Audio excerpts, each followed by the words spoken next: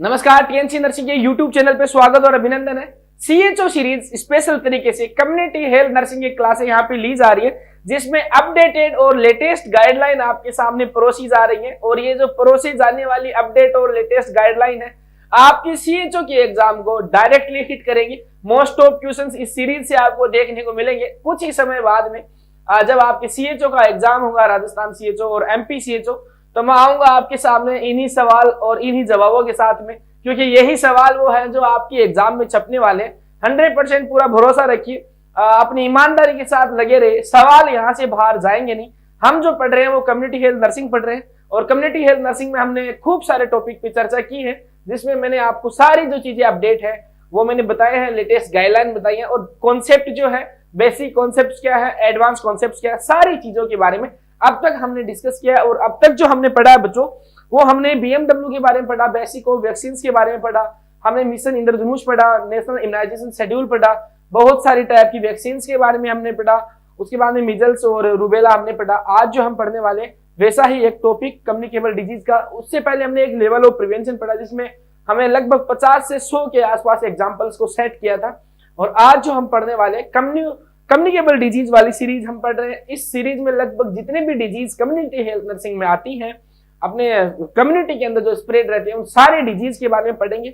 और आज जो हम पढ़ने वाले हैं वो पढ़ने वाले चिकन पॉक्स और स्मॉल पॉक्स को, कि आखिरकार कैसे ये दोनों डिजीज एक दूसरे से अलग है, क्या सिमिलरिटीज है और क्या चीजें हैं, क्या ऐसी चीजें हैं, क्या कॉन्सेप्ट है, क्या क्वेश्चन बन सकते हैं जो सीएचओ के एग्जाम में आपसे पूछे जा सकते हैं। क्लास को शुरू करते हैं, क्लास की तरफ चलते हैं बच्चों। और क्लास में आप जो पढ़ने वाले हैं, सबसे पहले हम जो देखेंगे बच्चों, वो हम देखेंगे चिकन पॉक्स।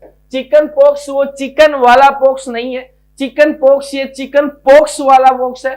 और इस चिकन पॉक्स में और स्मॉल पॉक्स, इन दोनों चीजों के बारे में हम पढ़ने वाले हैं बच्चों। सबसे पहले जो हम देखेंगे वो चिकन पॉक्स के बारे में देखेंगे। और जो चिकन पॉक्स है वो चिकन पॉक्स जो है बच्चों, ये एक रेस्पायरेटरी इंफेक्शन है। क्या है बच्चों? रेस्पायरेटरी इंफेक्शन है, जो लव करता है किससे बच्चों? लव करता है लंग से। L for L, आप वाला L for L नहीं, ये L for लंग्स वाला है, L for आप वाला L for नहीं है। लव करता है लंग से, रेस्पायरेटरी इंफेक्शन है और कम्युनिकेबल डिजीज है। कम्युनिकेबल डिजीज है, क्या है बच्चों? कम्युनिकेबल डिजीज है। और ये जो है वो स्प्रेड होती कैसे है? दो तरीके होते हैं स्प्रेड के।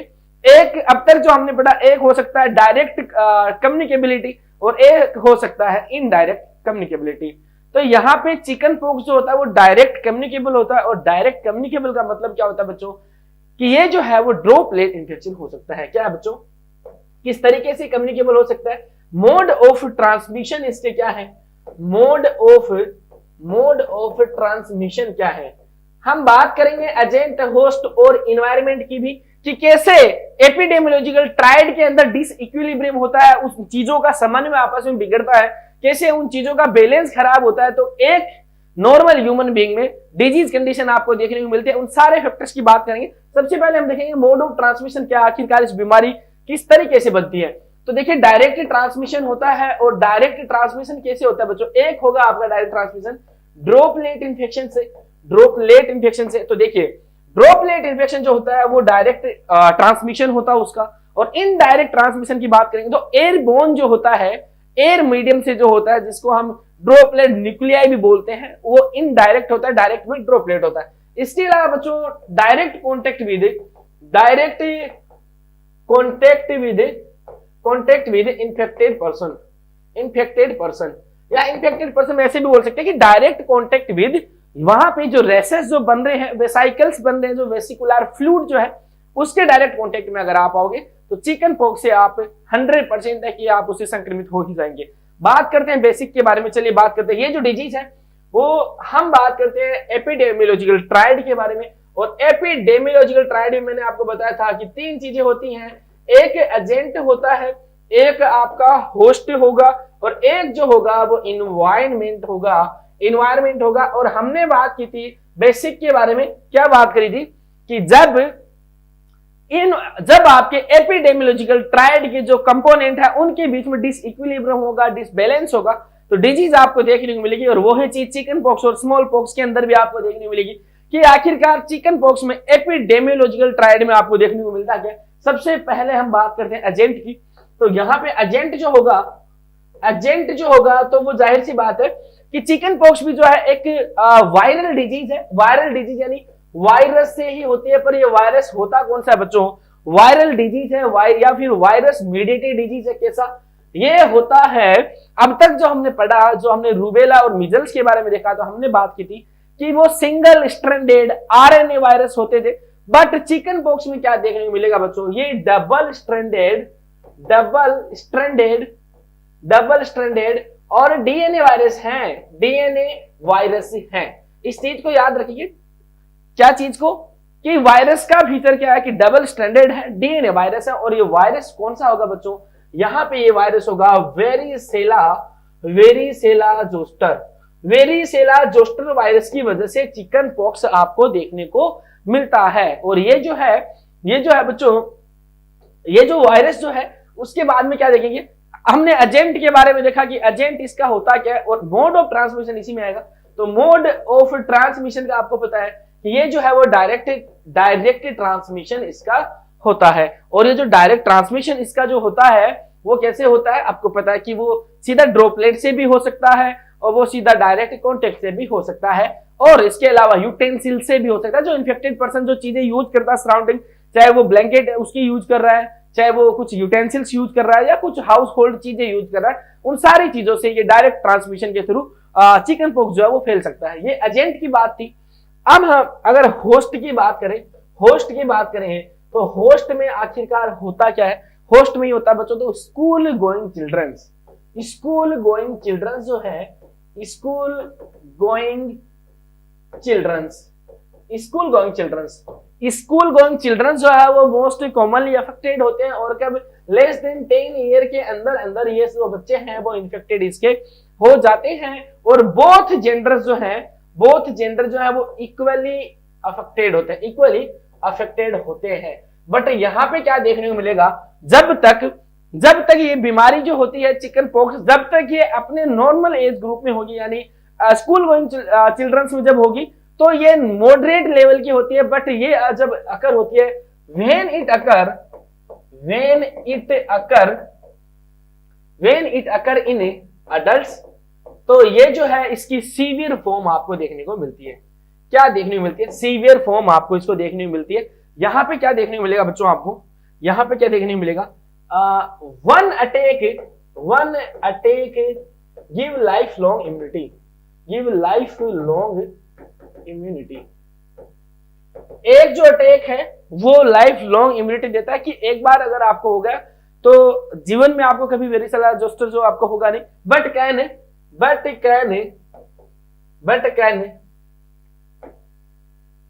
Can revive. ये जो है वापिस जो है वो रिवाइव कर सकता है, वापिस से आपके अंदर रिपीट हो सकता है। और जब ये रिपीट होगा तो कौन सी बीमारी के साथ में होगा, वेरिसेला जोस्टर के साथ में ये आपके पास में रिपीट होगा। एजेंट और होस्ट की बात ये थी। और इसके बाद में इन्वायरमेंट की बात करें बच्चों, इन्वायरमेंट के बारे में अगर बात करेंगे तो इन्वायरमेंट के बारे में क्या करेंगे, एक तो बात करेंगे इन्वायरमेंट कैसा होगा। अगर एक्सपोजर का इन्वायरमेंट होगा कि कोई पेशेंट है, कोई फैमिली की हिस्ट्री है, कोई फैमिली का इन्वायरमेंट ऐसा है, तो एक्सपोजर टू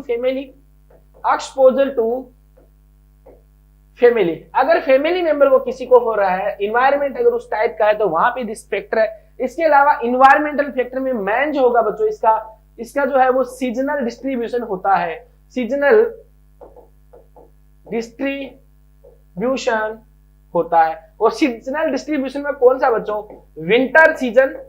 विंटर सीजन और अर्ली स्प्रिंग आपको देखने को मिलता है। विंटर सीजन और अर्ली स्प्रिंग में ये आपको चिकन पॉक्स जो है आपको देखने को मिलता है। अब यहां पे क्या देखेंगे बच्चों, कि जब हमने बात की कि चिकन पॉक्स के अंदर ये चीजें आपको देखने को मिलेगी कि एजेंट, होस्ट और इन्वायरमेंट के अंदर आपको क्या क्या चीज आपको देखने को मिलेगी। अब आप देखेंगे कि ये जो कम्युनिकेबिलिटी जो है बच्चों, कम्युनिकेबिलिटी है, देखिए कम्युनिकेबिलिटी के बारे में बात करेंगे जो सबसे इंपॉर्टेंट है। एमसीक्यू यहां से बन सकता है, एमसीक्यू यहां से बन सकता है। किस चीज का हम बात कर रहे हैं, कम्युनिकेबिलिटी का। आपको पूछे अगर कम्युनिकेबिलिटी के बारे में, तो कम्युनिकेबिलिटी कैसे होगी, 1 to 2 days before rash appear और after 4 to 5 days, after 4 to 5 days, 1 से 2 दिन पहले रेस अपीयर होने से पहले कम्युनिकेबिलिटी हो सकती है, और after 4 to 5 days of rash, अगर रेस अपीयर हुआ है, रेस अपीयर होते ही उसके 4 से 5 दिन तक ये कम्युनिकेबिलिटी स्प्रेड कर सकता है। और इसका रीजन जो है बच्चों वो मैं आपको आगे बताऊंगा। एक बार आप इस चीज को याद रखेंगे कि किस तरीके से इसका कॉन्सेप्ट बनेगा कम्युनिकेबिलिटी होने का। तो लगभग इसका जो कम्युनिकेबिलिटी जो है वो 4-7 डेज इसकी कम्युनिकेबिलिटी, लगभग 7 डेज के लिए इसकी कम्युनिकेबिलिटी रहती है। हम बात करेंगे कैसे रहती है। इंक्यूबेशन पीरियड जो होगा बच्चों, इसका इंक्यूबेशन पीरियड जो है वो इंक्यूबेशन पीरियड जो इसका 14 to 16 डेज इसका इंक्यूबेशन पीरियड है। यहां से अगर छोटा सवाल बना, हालांकि मुझे उम्मीद नहीं है कि अब आने वाले टाइम में कम्युनिटी हेल्थ ऑफिसर्स जो हैं उनके साथ में ऐसे सवाल देखने को मिलेंगे, मुझे लग नहीं रहा। फिर भी अगर सवाल आए तो इंक्यूबेशन पीरियड से सवाल आए तो 14 to 16 डेज आपको इंक्यूबेशन पीरियड के बताना है। ये चिकन पॉक्स था, और इस चिकन पॉक्स के फीचर क्या होंगे, चिकन पॉक्स के फीचर क्या होंगे बच्चों, फीचर ये होंगे इसके, देखिए फीचर 2 चीजों में आएंगे, 2 चीज कैसे, एक आएगा प्रोड्रोमल स्टेज के अंदर और दूसरा जो आएगा वो इरप्टिव फेज के अंदर। तो प्रोड्रोमल फेज में क्या आएगा बच्चों, प्रोड्रोमल फेज, प्रोड्रोमल फेज। देखिए मोस्ट कॉमन फीचर की अगर बात करेंगे तो मोस्ट कॉमन फीचर जो है वो कौन सा होगा आपका, फीवर जो है मोस्ट कॉमन फीचर, अर्लीस्ट जो देखने को मिलेगा वो फीवर देखने को मिलेगा, और मोस्ट कॉमन जो आएगा वो आपका रेसेज। यहाँ पे प्रोड्रोमल फेज में क्या होगा बच्चों, स्टार्टिंग में जैसे ही अटैक आएगा फीवर आपको देखने को मिलेगी, फीवर आपको देखने को मिलेगी, कफ आपको देखने को मिलेगा बच्चों, रनिंग नोज बच्चे के अंदर आपको देखने को मिल सकता है, कोराइजा आपको देखने को मिल सकता है, और इसके अलावा बच्चों क्या देखने को मिलेगा आपको, बैक एक आपको देखने को मिलेगा, बैक एक आपको देखने को मिल सकता है, और मलाइज आपको देखने को मिल सकता है। ये कहानी है, ये जो फीचर दिख रहे हैं आपके, ये किसमें देखने को मिलेगा आपके, जब बच्चे के अंदर क्या होगा, प्रोड्रोमल फेज आएगा। यानी कि प्रोड्रोमल फेज का मतलब हुआ कि ये इरप्टिव फेज से जस्ट पहले वाली फेज यहाँ पे है। बट अब देखो क्या होगा, इरप्टिव फेज में क्या होगा बच्चों, इरप्टिव फेज में क्या होगा, जैसे ही फीचर ये खत्म होते हैं आपके, इरप्टिव फेज में क्या होता है बच्चों, इरप्टिव फेज में, इरप्टिव फेज का मतलब आपको समझ में आ गया होगा कि इरप्शन यहाँ पे होगा, और इरप्शन किस चीज का होगा, यहाँ पे रेसेस का इरप्शन होगा। रेस अपीयर अगर जिस फेज में होते हैं वो किस में होते हैं, इरप्टिव फेज में होते हैं। अब याद रखिए रेस कब अपीयर होते हैं बच्चों, on the same day of fever, जिस दिन फीवर आती है उसी दिन शाम को या कुछ लगभग विदिन 24 आवर, फीवर के विदिन 24 आवर रेसेस जो है वो अपीयर हो जाते हैं। किसके अंदर, जब चिकन पॉक्स का होगा तो फीवर के साथ में ही आते हैं, जबकि मीजल्स के अंदर जो पैटर्न था वो दूसरा था, उसमें जो रेसेस दिख रहे थे वो 2 से 3 दिन के बाद में आपको दिख रहे थे। रेसेस कैसे होंगे, रेसेस का फीचर क्या होगा, और आखिरकार इसकी कम्युनिकेबिलिटी है वो रेस अपीयर होने के 1 से 2 दिन पहले और 4 से 5 दिन तक ऐसा क्यों है वो आपको देखने को मिलेगा। देखिए होगा क्या बच्चों, रेसेस में क्या होगा कि रेसेज अपीयर होंगे, और रेसेज कैसे होते हैं बच्चों, इसके रेसेज जो है वो सुपरफिशियल होते हैं। मैं पेन का कलर थोड़ा चेंज कर लेता हूँ।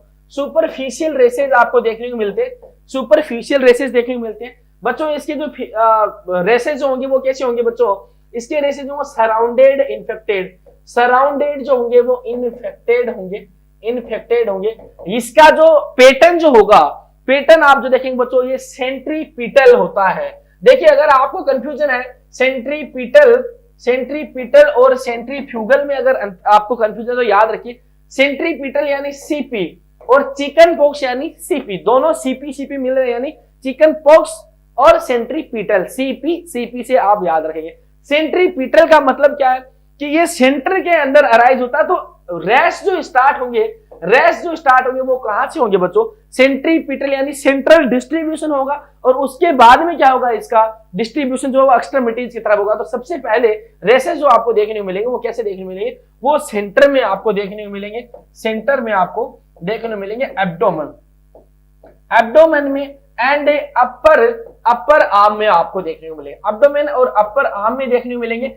इसके बाद देखिए सेंटर में होंगे, उसके बाद में पेरिफेरी में स्टार्ट होंगे, एब्डोमेन में स्टार्ट होंगे, आर्म में होंगे, फेस में होंगे, उसके बाद में आपकी लोअर एक्सट्रीमिटीज की तरफ जाएंगे। इसलिए इसको क्या बोलते हैं, सेंट्रीपिटल बोलते हैं। इसके अंदर क्या होगा, इस रेसेज में आपको क्या देखने को मिलेगा बच्चों कि axilla and mucosal membrane, axilla and mucosal membrane है, membrane also affected in severe cases. अगर सीवियर केसेज होंगे तो वहां पे आपको क्या देखने मिले, आपने देखा होगा ना बच्चों, सुना होगा कि छोटे बच्चे को जब वेरिसेला होता है या चिकन पॉक्स होता है तो उसकी जो इन्फेक्टिविटी है वो कम होती है, और जो बड़े बच्चे के अंदर जब आपको देखने को मिलेगी या फिर अडल्ट के अंदर देखने को मिलती है तो उसका सीवियर आपको इंक्यूबेशन या सीवियर इन्फेक्टिविटी आपको देखने को मिलेगी। तो जब अडल्ट के अंदर देखने को मिलेगा तो इन्फेक्टिविटी ज्यादा होगी। रेसेस जो है वो एक्जिला और आपके म्यूकोजल केविटी या म्यूकोजल मेम्ब्रेन है, वहां पर भी आपको देखने को मिल सकते हैं। अब होगा क्या, मैंने इन्फेक्टिविटी के बारे में आपको क्यों बताया, फीवर स्टार्ट होगी, इसका मतलब क्या है कि चिकन पॉक्स का जो पेशेंट है उसका जो कम्युनिकेबिलिटी पीरियड है वो स्टार्ट लगभग हो चुका है, और फीवर के रेसेस कब अपीयर होते हैं, फीवर से 24 आवर के अंदर होते हैं, तो लगभग एक दिन का गैप यहाँ पे हो जाता है। तो अगर हमें लग रहा है कि इसको फीवर है, उसी टाइम पे हमें क्या कर देना, आइसोलेशन कर देना है। चिकन पॉक्स के पेशेंट को चिकन पॉक्स में आइसोलेशन कितना होता है, चिकन पॉक्स में आइसोलेशन कितना होता है, आइसोलेशन जो होगा वो कितने दिन के लिए होगा बच्चों, चिकन पॉक्स में 7 डेज के लिए आइसोलेशन होगा।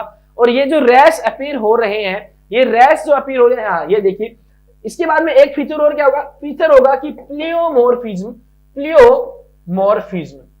प्लियोमोर्फिज्म रेसेस, यानी कि इसका मतलब क्या हुआ कि प्लियोमोर्फिज्म यानी कि एक रेस की चारों स्टेज प्रेजेंट होगी, उसमें साइमल्टेनियसली सारी स्टेज से होकर जो रेस होगा वो सारी स्टेज से होकर गुजरेगा, जबकि स्मॉल पॉक्स के अंदर आपको ऐसी चीजें नहीं देखने को मिलेगी। यहाँ पे जो रेस जो दिख रहा है आपको वो सुपरफिशियल होता है, स्मॉल पॉक्स के अंदर क्या होगा बच्चों, वो डीप सीटेड होता है। यहाँ पे देखिए, यहाँ पे क्या होगा, रेस जो है, रेस डज नॉट इन्वॉल्व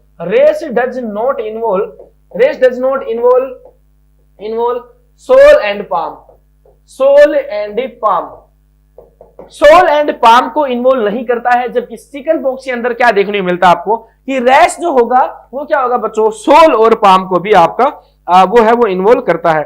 अब यहाँ पे देखेंगे बच्चों, यहाँ पे आपको देखेंगे तो क्या देखेंगे कि यहाँ पे ये चीज देखने को मिलेगी आपको कि यहाँ पे फीचर जो होंगे, इसके अलावा और क्या फीचर हो सकते हैं, यहाँ फीचर जो होंगे, ये रैश जो होंगे वो सिमेट्रिकल होंगे, यानी कि यूनिलोक्युलर होंगे, सिमेट्रिकल और यूनिलोक्युलर सेम एक भी लगभग एक जैसे पैटर्न के अंदर आपको देखने को मिलेंगे। इसके अलावा वेसाइकल क्लियर फ्लूइड इसके अंदर देखने को मिलेगा, क्लियर फ्लूइड आपको देखने को मिलेगा, जबकि क्लियर फ्लूइड जो होता है वो क्या होता है आपका इन्फेक्टिविटी कोज करता है। अगर सवाल पूछा जाए कि चिकन पॉक्स के रेसेस में क्या क्रस्ट से इन्फेक्टिविटी हो सकती है, तो क्रस्ट जो है वो कम्युनिकेबिलिटी कोज नहीं करता है। ये रेस की बात है। अब रेस के अंदर होगा क्या, रेस में देखिए क्या क्या चीजें देखने मिली, प्लियोमोर्फिज्म का आखिरकार मतलब था क्या, एक पीपीटी में आपको दिखाता हूं, एक इमेज में आपको दिखाना चाहता हूं। आई थिंक मैंने इमेज जो है वो ली नहीं है, इमेज दिखाता हूं बच्चों।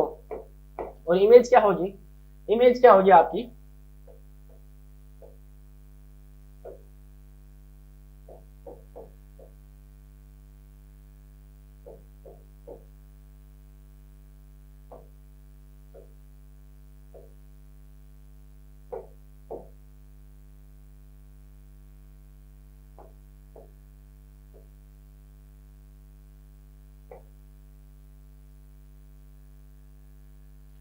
इमेज देखेंगे, इमेज आप देखेंगे बच्चों, और इमेज में क्या देखेंगे,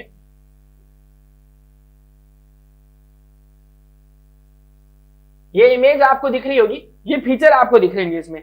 और इस इमेज में क्या देखेंगे, मैंने इसी चीज की इमेज बनाई है कि इमेज में इस रेसेस में किस टाइप के रेसेस आपको देखने को मिलेंगे चिकन पॉक्स में, वो देखिए कि प्लियोमोर्फिज्म में आखिरकार होता क्या है और किस तरीके से आपको स्टेप्स में वो फेज आपको देखने को मिलेगी। देखिए यहाँ पे देखिए, अगर आपको ये सही से नहीं दिख रहा, आई थिंक मुझे क्लियर दिख रहा है तो मैं आपको समझाने की ट्राई करूंगा, और अगर आपको क्लियर दिख रहा है तो बहुत अच्छी बात है। देखिए इस रेस के अंदर क्या होगा, सबसे पहले जो होगा वो मैक्यूल बनेगा, और मैक्यूल क्या होगा बच्चों, deep seated non palpable race.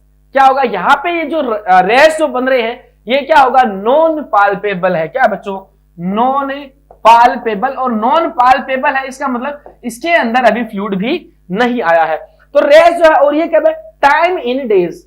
यहां पे देखिए ये आपको रेस का पैटर्न दिखेगा और टाइम दिखेगा। तो वैक्यूल सबसे पहले बनता है, उसके बाद में पेप्यूल बनेगा। और पेप्यूल में क्या होगा बच्चों, पेप्यूल में अगर सवाल पूछा जाए कि क्या पेप्यूल में, चिकन पॉक्स के पेप्यूल में क्या आपको फ्लूइड देखने को मिलता है, तो अभी तक इसमें पेप्यूल नहीं, पेप्यूल में वो फ्लूइड नहीं होता है। सेकंड जो आता है वो पेप्यूल आएगा।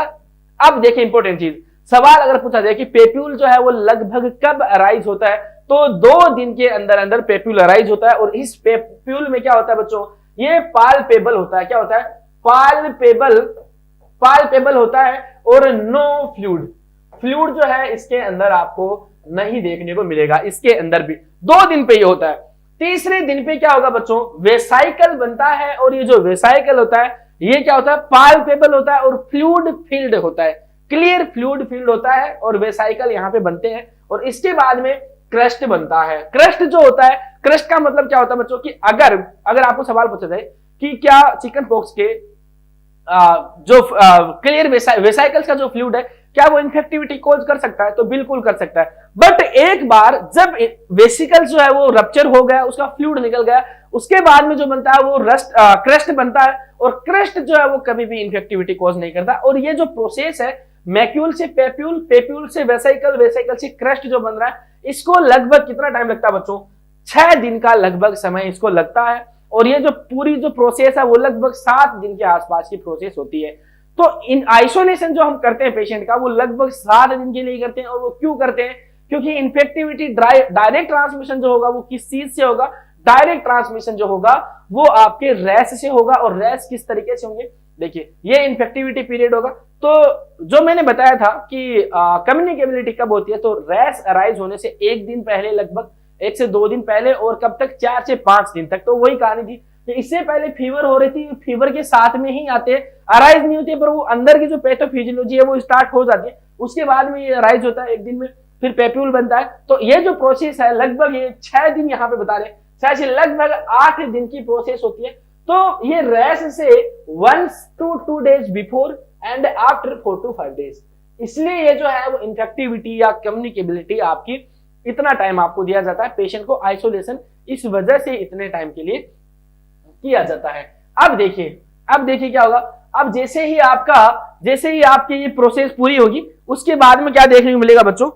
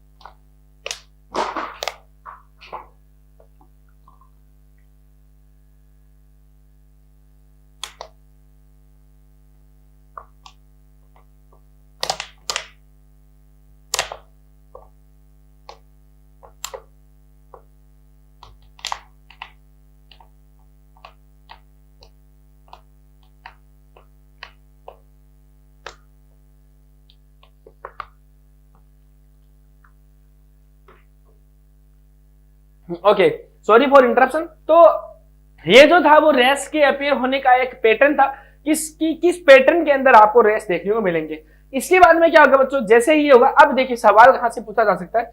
सवाल अगर आपको पूछा जाए कि ड्यू ड्रॉप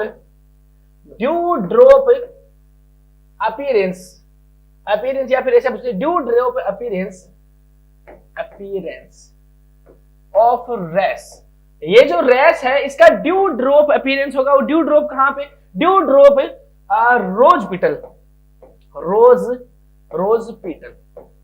ड्यू ड्रॉप रोज पिटल अपीयरेंस जो वो किसमें देखने मिलेगा, तो चिकन पॉक्स का जो रैश है उसके अंदर आपको ड्यू ड्रॉप रोज पिटल आपको देखने मिलेगा। और उसको बोलते हो क्यों आखिरकार, देखिए बोलने का रीजन ये कि इसके अंदर आपको क्या देखने को मिलेगा, कि मैंने ये बताया था कि चिकन पॉक्स का जो रैश होगा वो क्या होगा बच्चों, सराउंडेड इन्फेक्टेड होगा, इन्फ्लाम्ड होगा उसके सराउंडिंग का।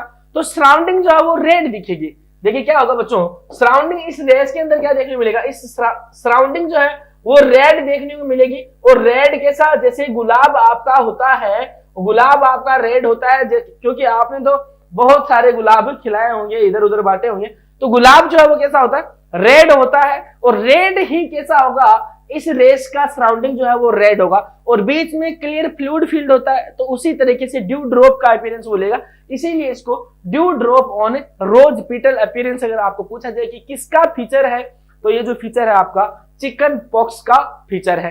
तो चिकन पॉक्स की बीमारी ही होती है। आपको इसके अंदर क्या याद रखना है बच्चों, मोस्ट इंपोर्टेंट फीचर जो है इसका रैश है। और रैश में आपको क्या देखना है बच्चों कि इन्फेक्टिविटी कब तक होती है, कौन सी स्टेज होती है, प्लियोमॉर्फिज्म इसके अंदर होता क्या है, कम्युनिकेबिलिटी कितनी होती है, इन्फेक्टिविटी पीरियड कितना होता है, इंक्यूबेशन पीरियड कितना होता है, इन चीजों का आप ध्यान रखेंगे। उसके बाद में आप क्या देखेंगे बच्चों, इसके अंदर आप देखेंगे कॉम्प्लिकेशन कि ये जो चिकन पॉक्स है इसका कॉम्प्लिकेशन क्या हो सकता है।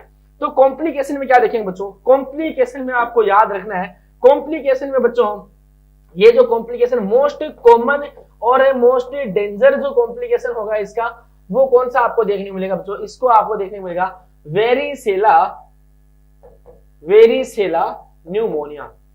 वेरिसेला न्यूमोनिया आपको मोस्ट कॉमन देखने को मिलेगा। और कहां का, चाहे नियोनेट्स की बात करो, चाहे आप बच्चों अडल्ट की बात करो, एल्डरली की बात करो, प्रेग्नेंट वुमन की बात करो, किसी की भी बात कर रहे हो, कॉम्प्लिकेशन जो देखने को मिलेगा आपको वो कौन सा देखने को मिलेगा आपको, न्यूमोनिया आपको देखने को मिलता है। इसके अलावा और क्या देखने को मिल सकता है बच्चों, एनसेफेलाइटिस आपको देखने को मिल सकता है बच्चों, एनसेफेलाइटिस यहाँ पे देखने को मिल सकता है कॉम्प्लिकेशन में। और रेयर कॉम्प्लिकेशन एक रेज सिंड्रोम भी आपको देखने को मिल सकता है। क्या देखने को मिल सकता है, रेज सिंड्रोम आपको देखने को मिल सकता है, जो आपको पता है कि लीवर वाली डिजीज होती है। और किस कंडीशन में, अगर बच्चा जो है वो एस्पिरिन ले रहा है,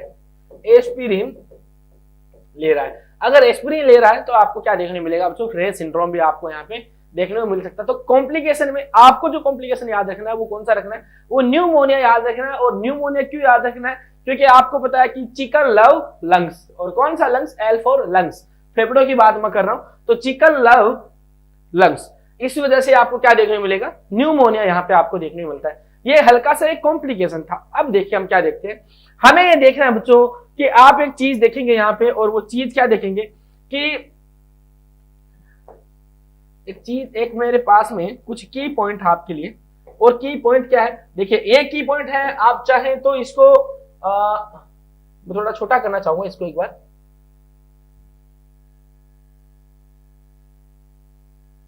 ओके, आई होप आपको ये देख रहा है। एक बार आप चाहे तो स्क्रीनशॉट ले सकते हैं, इसका स्क्रीनशॉट ले लीजिए बच्चों, स्क्रीनशॉट इसका ले लीजिए, ठीक है, okay.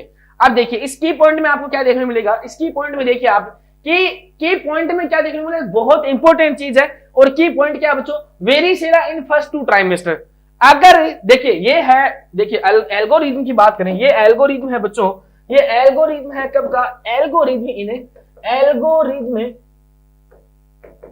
Algorithm of chicken pox या वेरिसेला जोस्टर इन प्रेगनेंसी। और इस प्रेगनेंसी के अंदर क्या क्या एल्गोरिथम आपको देखने को मिलेंगे, वो चीज आप देखेंगे। और वो क्या चीज है, सबसे पहले आप कुछ की पॉइंट देखेंगे, इसकी वजह से क्या होगा, अगर वेरिसेला जो है फर्स्ट 2 ट्राइमेस्टर के अंदर होगा, अगर फर्स्ट 2 ट्राइमेस्टर के अंदर होगा, तो वहां पे आपको क्या देखने को मिलेगा, कंजेनाइटल वेरिसेला देखने को मिलेगा। और इस कंजेनाइटल वेरिसेला के अंदर बच्चा जो है वो most affected, major complications baby के अंदर आपको देखने को मिलेंगे। और मेजर कॉम्प्लिकेशंस क्या होंगे वो मैं आपको आगे बताऊंगा, यहाँ पे होगा। इसके बाद में देखिए फर्स्ट 2 ट्राइमेस्टर में होगा तो कंजेनाइटल वेरिसेला आपको देखने को मिलता है। इंपॉर्टेंट चीज है, अगर सवाल पूछा गया एडवांस चिकन पॉक्स में, एडवांस सवाल पूछे गए तो यहां से पूछे जा सकते हैं। उसके बाद देखिए varicella at any stage of pregnancy specially 3rd trimester, अगर 3rd ट्राइमेस्टर में हुआ तो मेटरनल वेरिसेला न्यूमोनिया होगा। और ये जो इन्फेक्ट है, ये जो इफेक्ट है वो मदर में होगा बच्चों, ये किस पे होगा, ये मदर पे इफेक्ट होता है। उसके बाद में क्या होगा,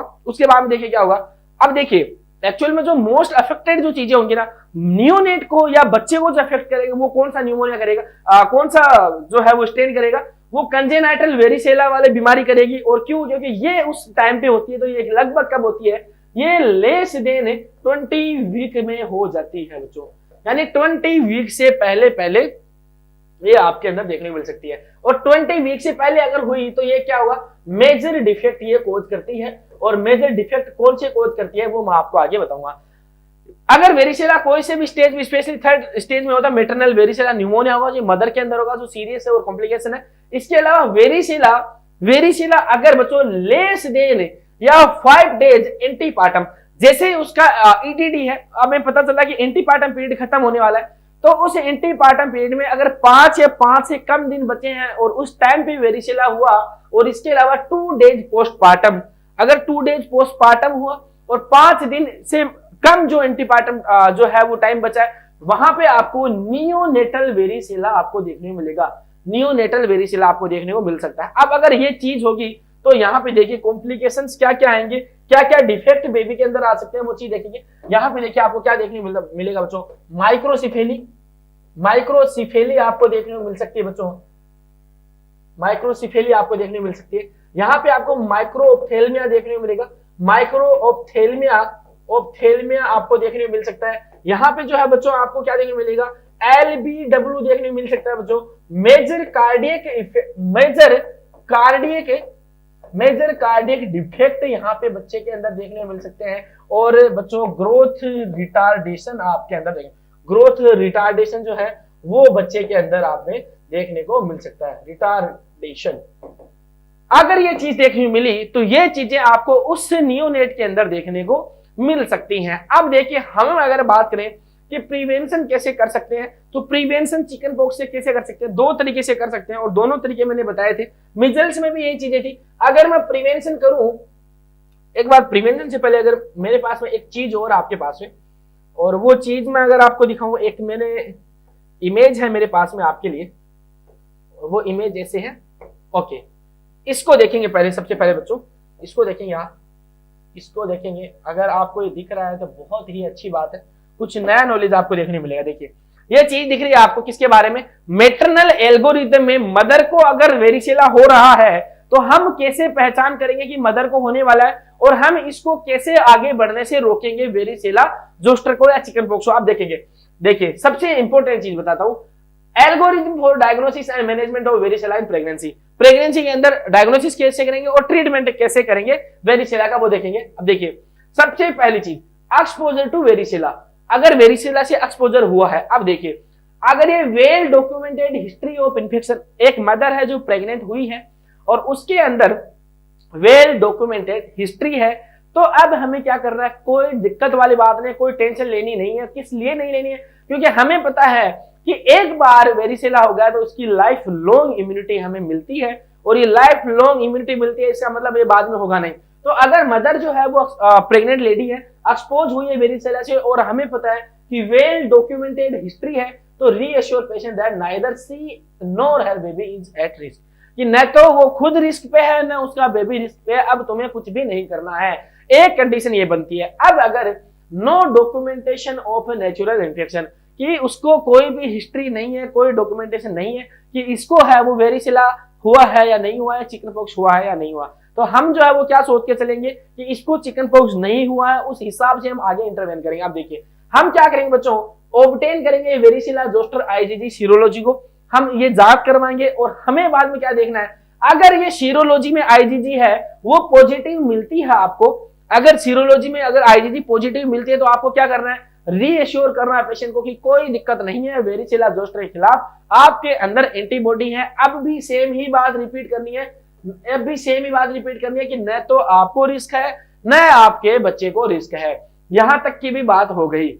यहाँ की 2 कंडीशन आपकी मदर और नियोनेट के या बच्चे के फेवर में आई है। अब देखिए मैन कहानी यहाँ आएगी, अगर ये सीरोलॉजी है आईजीजी की, अगर ये नेगेटिव आती है तो यहाँ पे क्या होगा, अगर ये नेगेटिव आ जाए तो आपको क्या करना है बच्चों, administer prophylaxis with varicella zoster immunoglobulin और एसाइक्लोविर और वेलासाइक्लोविर। आपको क्या करना है कि एडमिनिस्टर करना है क्या, इम्यूनोग्लोबुलिन को एडमिनिस्टर करना है, और वो एडमिनिस्टर कैसे करेंगे वो हम प्रिवेंशन में देखेंगे। एडमिनिस्टर करना है और एसाइक्लोविर या वेलासाइक्लोविर देना, एक तरीका ये कर सकते हैं।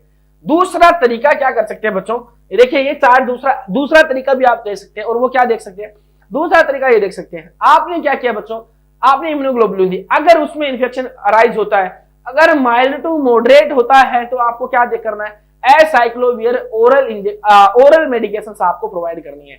अगर उसके अंदर सीवियर इन्फेक्शन देखने को मिलता है तो आप क्या करेंगे, इंजेक्टेबल एसाइक्लोवियर देंगे। एक जो पैटर्न था, एक जो तरीका था वो ये था। अब इसमें क्या है, अब याद देखेंगे, नो इन्फेक्शन डेवलप, अगर कोई इन्फेक्शन डेवलप नहीं होता है तो रीश्योर करना है पेशेंट को कि आपको कोई दिक्कत नहीं है, आपके बच्चे को भी कोई दिक्कत नहीं है। 3 कंडीशन आ गई जहां पे आपको रीश्योर करना है। अब 75% चीजें हैं वो आपके हित में है, आपके पक्ष में। जैसे इस मदर के पक्ष में है, वैसे ही सीएचओ वाली चीजें भी आप ही के पक्ष में है, नोरशेट वाली चीजें भी आप ही के पक्ष में। अगर यहां से सवाल है तो गलत होने देंगे नहीं, बिल्कुल भी। ओके, आगे चलते हैं। अब हम क्या देखेंगे, अगर एक्यूट वेरिसेला डेवलप्स हो गया, अगर इस कंडीशन में वेरिसेला डेवलप हो गया तो फिर क्या करेंगे बच्चों, अगर माइल्ड इलनेस है तो देखिए वही चीज है, ट्रीट विद ओरल एसाइक्लोवियर या फिर वेलासाइक्लोवियर। अगर यहां पे इंफेक्शन, इसको मैं थोड़ा सा ऊपर कर देता हूं। ओके, मैं आपको एक मौका भी दूंगा कि जिससे आप क्या कर देंगे, स्क्रीनशॉट अगर आपको लेना होगा तो आप ले सकते हैं। एक बार हम देखते हैं। हाँ, अगर माइल्ड इलनेस हुई तो ट्रीट विद ओरल एसाइक्लोवियर, और सीवियर इलनेस अगर हुई तो ट्रीट विद इंट्रावेनस एसाइक्लोवियर। 2 कंडीशन आपको करनी है। और इसमें क्या करना है, फिर उसके बाद में करना है, evaluate baby with ultrasound for sign of infection. तो बेबी को उसके बाद में क्या करना है, आपको इवैल्यूएट करना है अल्ट्रासाउंड से, क्या उसके अंदर इन्फेक्शन हुआ है या नहीं हुआ। इन्फेक्शन हुआ है तो क्या देखने को मिलेगा, जो हमने साइन और सिम्टम वहां पे देखे उस टाइप की चीजें आपको अल्ट्रासाउंड के अंदर देखने को मिलेगी। तो मैटरनल चीज अगर होगी, मैटरनल एल्गोरिथम में ये चीजें आपको देखनी है और ये ही इंटरवेंशन आपको कर रहे हैं। अब हम आगे देखेंगे, और आगे क्या देखेंगे, आगे हमें ये देखना बच्चों कि आगे हमें क्या देखना है। अब हम देखेंगे प्रिवेंशन, कि हम इसका प्रिवेंशन कैसे कर सकते हैं, इसका प्रिवेंशन कैसे कर सकते हैं चिकन पॉक्स से। और चिकन पॉक्स से प्रिवेंशन 2 तरीके से कर सकते हैं। एक हम क्या कर सकते हैं बच्चों, एक हम एक्टिव इम्यूनिटी प्रोड्यूस करके हम प्रिवेंशन कर सकते हैं, और दूसरा जो है वो हम कैसे कर सकते हैं, हम पैसिव इम्यूनिटी देके प्रिवेंट कर सकते हैं। एक तरीका क्या है बच्चों, प्रिवेंशन में 2 तरीके से कर सकते हो। एक मैं दे दूं वैक्सीन, अगर मैं उसको वैक्सीन दे दूं चिकन पॉक्स की, तो वैक्सीन दे दूंगा तो कौन सी होगी बच्चों, एक्टिव इम्यूनिटी डेवलप होगी। तो क्या मैं चिकन पॉक्स से आने वाले टाइम उसको प्रिवेंट कर पाऊंगा कि नहीं कर पाऊंगा, तो जाहिर सी बात है कि मैं कर पाऊंगा। और इसके अलावा अगर मैं उसको वैक्सीन नहीं देता हूं या नहीं ले पाता है बच्चा, तो दूसरा तरीका क्या है कि मैं उसको इम्यूनोग्लोब्यूलिन दे दूंगा, बनी बनाई चीजें दे दूंगा, इम्यूनोग्लोब्यूलिन दे दूंगा, बनी बनाई चीजें दे दूंगा। तो इससे क्या होगा, उसमें इसमें पैसिव इम्यूनिटी उसको मैं दे दूंगा। तो एक चीज में दे रहा था एक्टिव इम्यूनिटी, और एक चीज जो मैं दे रहा था वो क्या दे रहा था बच्चों, में पैसिव इम्यूनिटी दे रहा था। अब देखिए, मैं एक्टिव इम्यूनिटी दूंगा तो वैक्सीन कैसे दूंगा बच्चों, तो वैक्सीन देखिए, वैक्सीन जो होगा, वैक्सीन में क्या देखने को मिलेगा, वेरिसेला जोस्टर जो होगा, वेरिसेला जोस्टर जो होगा, आप मुझे बता दीजिए कि ये किस टाइप की वैक्सीन है, या चिकन पॉक्स की जो वैक्सीन है किस टाइप की, लाइव है या किल्ड है। तो याद कर दीजिए, जैसे मैंने बताया था कि आई लव चिक एम्ब्रियो, चिक कौन सा था, वो चिकन पॉक्स था। तो ये लाइव वैक्सीन है, लाइव एटन्यूटेड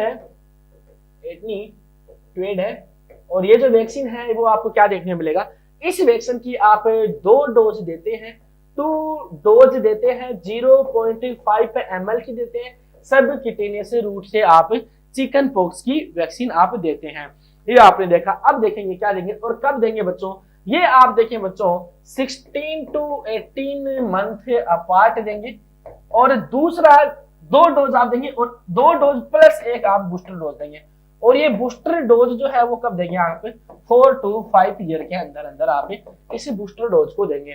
तो यहाँ पे देखिए, एक्टिव इम्यूनिटी किस तरीके से देनी है आपको, एक्टिव इम्यूनिटी देने का आपके पास में तरीका यही है कि आप क्या करेंगे बच्चों, आप 2 डोज देंगे वैक्सीन का, और एक और आप क्या देंगे, एक चीज आप क्या देंगे, आप वो देंगे कि यहाँ पे आपको बूस्टर डोज देनी है। और ये कब देनी है आपको, 2 डोज कब देनी है, ये आपको देनी है 12 to 18 मंथ के बीच में आपको ये डोज देनी है। ये कब की कहानी है, जब आप ये जो वैक्सीन है वो कब दे रहे हैं, 9 मंथ to 10 ईयर तक अगर आप दे रहे हैं, 9 मंथ to 10 ईयर तक आप दे रहे हैं, तो ये कहानी है। अगर आप ये जो है वो कब दे रहे हैं, लेस देने 14 ईयर दे रहे हैं, अगर बच्चों लेस देने 14 ईयर में अगर आप दे रहे हैं, देखिए आप 14 ईयर तक दे सकते हैं, और 14 ईयर के अंदर दे रहे हैं, तो आप क्या करेंगे, 2 डोज देंगे, 2 डोज चिकन पॉक्स की देंगे, चिकन पॉक्स की 2 डोज देंगे। और यहाँ पे गेप कितना देना आपको बच्चों, गेप जो होगा वो 1 to 3 मंथ का गेप होगा।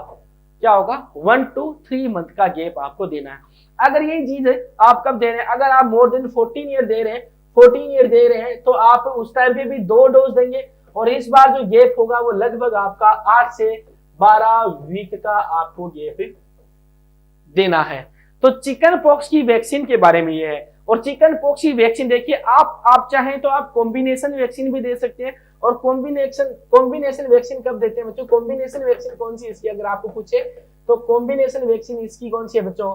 मिजल्स, मम्स, रूबेला और ये वेरिसेला, MMRV की वैक्सीन दे सकते हैं। और ये वैक्सीन जब आप देते हैं तो किसके साथ में? वही टाइम होगा इसका, एक 9 मंथ पे आप डोज दे सकते हैं। दूसरा आप कब देंगे बच्चों? आप 16 to 24 मंथ के बीच में आप डोज देंगे, और इससे कॉम्बिनेशन वैक्सीन के आप बीच में देंगे। और चौथा, जब आप बूस्टर डोज देना चाहेंगे तो 4 to 5 ईयर के बीच में आप बूस्टर डोज इसका आप देंगे। ये कहानी थी किसकी, कि हम किस तरीके से एक एक्टिव इम्यूनिटी उसी एज ग्रुप के अंदर दे सकते हैं। और इसके अलावा अगर मेरे को कोई पूछे बच्चों कि क्या मैं ये जो वैक्सीन जो दे रहा था, क्या मैं जो वैक्सीन दे रहा था वो मैं एक्टिव इन्फेक्शन के अंदर दे सकता हूं? तो हाँ, बिल्कुल मैं इसको क्या कर सकता हूं बच्चों, एक्टिव इन्फेक्शन के अंदर भी मैं वेरिसेला की जो वैक्सीन है वो बच्चे के अंदर प्रोड्यूस कर सकता हूं या मैं दे सकता हूं। ये बात थी एक्टिव इम्यूनिटी की। अब अगर हम बात करेंगे पैसिव इम्यूनिटी की, कि पैसिव इम्यूनिटी को मैं कैसे देना है, तो पैसिव इम्यूनिटी कैसे देंगे? पैसिव इम्यूनिटी कैसे देंगे? पैसिव इम्यूनिटी जो देंगे वो किसके द्वारा देंगे बच्चों? पैसिव इम्यूनिटी देंगे इम्यूनोग्लोबुलिन के द्वारा, इम्यूनोग्लोबुलिन के द्वारा। और ये इम्यूनोग्लोबुलिन कौन सी दूंगा मैं बच्चों?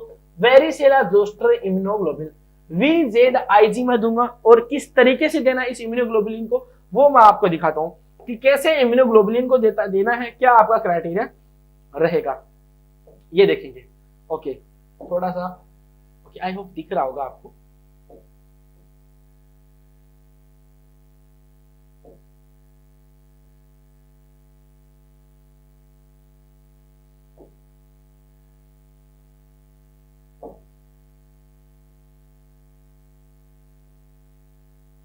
ओके, तो देखिए इस चीज को कि आपको कैसे इम्यूनोग्लोबुलिन कैसे देना है। VZIG given with in 72 hour of exposure. देखिए इम्यूनोग्लोबुलिन कम देनी है, जाहिर सी बात है कि बचपन में तो देनी है। और अगर मुझे एक्टिव इन्फेक्शन के अंदर देनी है तो मैं इम्यूनोग्लोबुलिन को उस टाइम पे दे सकता हूं बचाव करने के लिए। और कब देना है? एक्सपोजर के विद इन 72 आवर्स, यानी 3 दिन के अंदर अंदर मुझे ये बीमारी के अंदर इम्यूनोग्लोबुलिन से मुझे देनी है। अगर सवाल आपसे पूछा जाए कि what is the time period in which we can give immunoglobulin for chicken pox या वेरिसेला जोस्टर, तो कब तक दे सकते हैं? तो हम 72 आवर्स के अंदर अंदर हमें ये इम्यूनोग्लोबुलिन देनी है post exposure for prevention of chicken pox in exposed individual.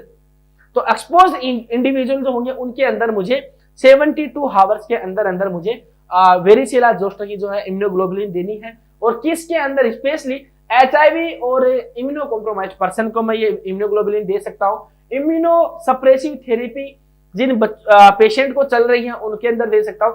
Congenital cellular immunodeficiency होगी, जो इम्यूनोडेफिशिएंसी एक तरीके से वही चीज होगी।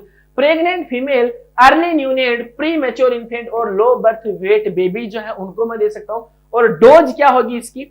डोज क्या होगी? सबसे इंपॉर्टेंट चीज, तो डोज जो होगी बच्चों, डोज जो होगी 12.5 unit per kg with maximum of 625 unit repeated dose in 3 weeks if high risk patient remain exposed।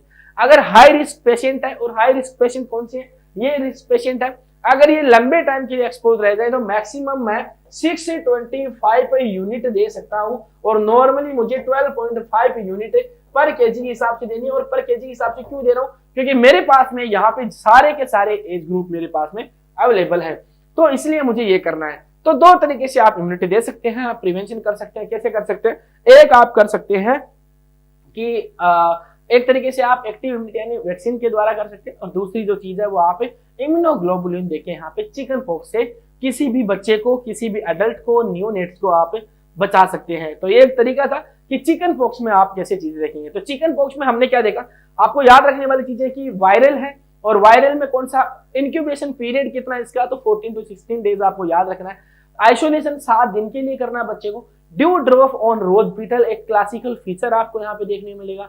इसके अलावा बच्चों में मोड ऑफ ट्रांसमिशन जो है वो डायरेक्ट मोड ऑफ ट्रांसमिशन होगा। कैसे? रेसेस के डायरेक्ट कॉन्टेक्ट में आए तो हो सकता है, ड्रॉपलेट से हो सकता है, और यूटेंसिल्स या सराउंडिंग जो चीजें हैं, हाउस होल्ड चीजें हैं, उसके यूज करने से उसमें चीजें आ सकती है। इसके अलावा बाद में हमने देखा कि आपका रेस अपीयर होंगे, और रेस कब अपीयर होंगे, फीवर के साथ में ही होते हैं या फिर 1 to 2 days आफ्टर फीवर आपको रेस आपको देखने को मिलेंगे। और इस रेसेस में आपकी स्पेशल चीज की क्या थी कि ये जो रेस थे वो सेंट्रीपिटल थे, सवाल बनेगा यहाँ से बनेगा, सुपरफिशियल थे, सराउंडेड जो थे वो इन्फेक्टेड था, इसीलिए तो वो लाल लाल बन रहा था, लाल हो गया था, इसी वजह से इन्फेक्टेड था।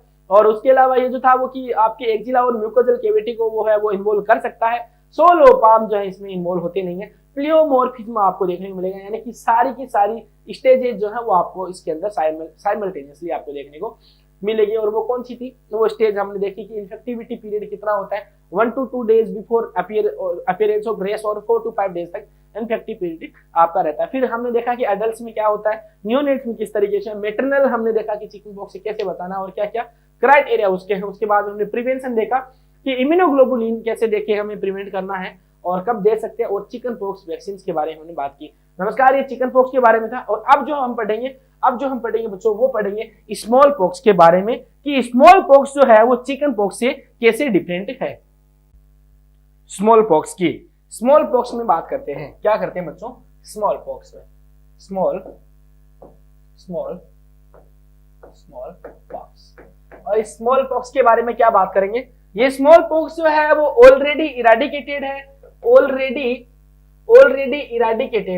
इराडिकेटेड है किसके द्वारा, WHO के द्वारा, कि दुनिया में अब जो है वो स्मॉल पॉक्स आपको देखने को नहीं मिलेगा। स्मॉल पॉक्स जो है एक वायरल डिजीज थी, एक वायरल डिजीज थी, और वायरल डिजीज थी वो किसके द्वारा हो रही थी बच्चों, ये वेरियोला वायरस के द्वारा हो रही थी, वेरियोला वायरस के द्वारा हो रही थी। और जो वेरियोला वायरस मेजर और माइनर दो तरीके से हम देख रहे थे। ये भी जो है, ये देखिए इसमें क्या होगा बच्चों, इसमें एजेंट जो है इसका वेरियोला वायरस होगा, और इन्वायरमेंट में क्या होगा बच्चों, सीजनल डिस्ट्रीब्यूशन होगा इसका, सीजनल डिस्ट्रीब्यूशन होता है इसका भी सेम ही है, सीजनल डिस्ट्रीब्यूशन होगा। और डिस्ट्रीब्यूशन में सीजनल में कौन सा होता है बच्चों, सीजनल में वही चीज है विंटर में आपको देखने को मिलेगा, विंटर में आपको देखने को मिलेगा। ये जो है आपका जो स्मॉल पॉक्स जो है, स्मॉल पॉक्स का इंडिया में लास्ट केस जो था बच्चों, स्मॉल पॉक्स का इंडिया में लास्ट केस जो था बच्चों, वो आपको कब देखने को मिला था बच्चों, ये अप्रैल आपको कब देखने को मिलेगा बच्चों, सॉरी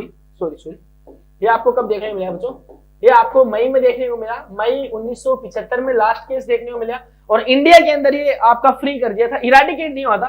देखिए इराडिकेशन का मतलब ये होता है कि इराडिकेशन होता है एक वर्ल्ड वाइड लेवल पे होता है कि पूरी दुनिया में ही उसको इराडिकेट कर दिया। अगर किसी एक कंट्री विशेष को अगर हम अगर वो डिजीज है या कुछ वायरल बीमारी है या कुछ भी अगर हम उसको हटाते हैं तो उसको फ्री करते हैं। तो इंडिया से जो फ्री हुआ था, ये कब हुआ था, फ्री हुआ था इंडिया से, वो कब हुआ था 1977 के अंदर फ्री हुआ था इंडिया से। और इसके अलावा इराडिकेशन हुआ था, वर्ल्ड वाइड इराडिकेशन जो था वो 1980 के अंदर इसका वर्ल्ड वाइड इराडिकेशन हुआ था। तो ये सवाल हालांकि कम पूछे जाते हैं आजकल, ये चीजें पूछी जाती है नहीं। अब जो चीजें जो पूछी जाएंगी वो कैसे पूछी जाएगी बच्चों, ये पूछी जाएगा कि स्मॉल पॉक्स के अंदर, स्मॉल पॉक्स में क्या देखने को मिल रहा था बच्चों, आपको स्मॉल पॉक्स के रेसेस के बारे में सवाल पूछा जा सकता है कि स्मॉल पॉक्स के रेसेस और चिकन पॉक्स के रेसेस में अंतर क्या है। तो सवाल पहला तो इंपॉर्टेंट है कि स्मॉल पॉक्स का जो रेसेस होगा वो क्या होगा, एसिमेट्रिकल होता है, और दूसरी चीज आपको क्या देखने को मिलेगी, पैटर्न जो होगा इसका सेंट्रीफ्यूगल आपको देखने को मिलेगा। सेंट्रीफ्यूगल का मतलब क्या होगा बच्चों, कि रैश जो होगा वो एक्सट्रीमिटीज में सबसे पहले स्टार्ट होता है, उसके बाद में एक्सट्रीमिटीज सेंटर पार्ट की तरफ जाता है। तो रैश जो होता है वो कहां से, वो आपके फुट से स्टार्ट होते हैं। और देखिए ये जो रैश है वो डिफरेंट होते हैं चिकन पॉक्स से, ये डीप सीटेड होते हैं बच्चों, डीप सीटेड होते हैं, यानी वो जो थे वो सुपरफिशियल रेस थे, ये डीप सीटेड होते हैं। इनके अंदर जो होगा बच्चों नो सराउंडिंग इन्फ्लामेशन आपको नहीं देखने को मिलेगा, नो क्लियर फ्लूइड देखने को मिलेगा, नो क्लियर फ्लूइड आपको भी नहीं देखने को मिलेगा, नो प्लियोमॉर्फिज्म आपको देखने को मिलेगा, सारी चीजें नहीं देखने को मिलेगी। तो रेस जो होगा वो हालांकि चिकन पॉक्स का जो रेस था उस तरीके का रेस इसके अंदर देखने को नहीं मिलता है, उसकी और चिकन पॉक्स की रेस की जो फीचर थी वो दोनों ही फीचर जो है वो अलग है। अब देखिए एक चीज दिखाता हूं मैं कि स्मॉल पॉक्स और चिकन पॉक्स के रेसेस में आपको क्या देखने को मिलेगा। ये इमेज आपको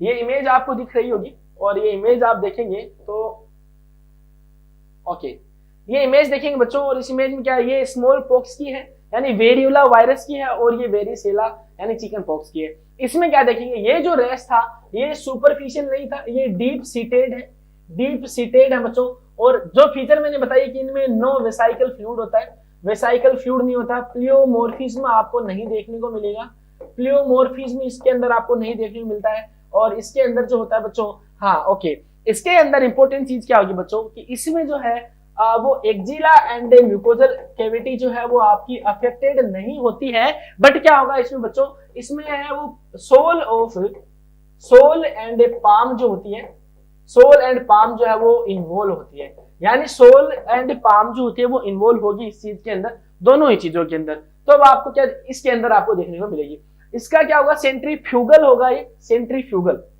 यहां पे लिख देता हूं, सेंट्रीफ्यूगल डिस्ट्रीब्यूशन इसका आपको देखने मिलेगा। और ये चीज आपको दिख रही होगी कि लेग से स्टार्ट हो रहा है और उसके बाद में सबसे ज्यादा जो इसकी कंसंट्रेशन है वो लेग के अंदर देखने को मिल रही है। और जैसे जैसे ये सेंटर की तरफ जा रहा है तो इसका जो डिस्ट्रीब्यूशन जो है वो डिक्रीज हो रहा है, ये आप देख सकते हैं। तो ये देखिए सेंट्रीफ्यूगल का मतलब क्या हुआ कि पेरीफेरी के अंदर ज्यादा देखने को मिलेगा और सेंटर के अंदर इसका कम देखने को मिलेगा। आप सोल में देख सकते, आप पाम में देख सकते हैं, सोल में देख सकते हैं, और हेड में जो है वो ज्यादा कंसंट्रेशन आपको देखने को मिल रही है। और ऐसा यहाँ पे उल्टा था, ये सेंट्रीपिटल था, तो सेंट्रीपिटल था, इसका मतलब सेंटर में था और पेरीफेरी के अंदर कम था। हालांकि चिकन पॉक्स जो है वो इराडिकेट हो गया है, और इराडिकेट क्यों हो गया है, क्योंकि बच्चों देखिए एक तो हाईली इफेक्टिव वैक्सीन थी, इराडिकेट क्यों हुआ, हाईली इफेक्टिव वैक्सीन थी हमारे पास में।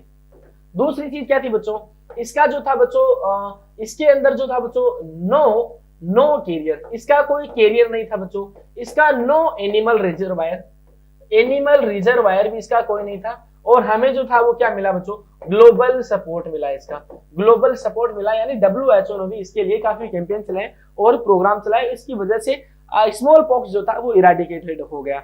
नमस्कार, ये जो क्लास थी वो चिकन पॉक्स और स्मॉल पॉक्स के बारे में थी। आने वाली क्लास में चिकन पॉक्स और स्मॉल पॉक्स के कुछ MCQs हम डिस्कस करेंगे और उसके साथ में कुछ नई डिजीज के साथ में आएंगे।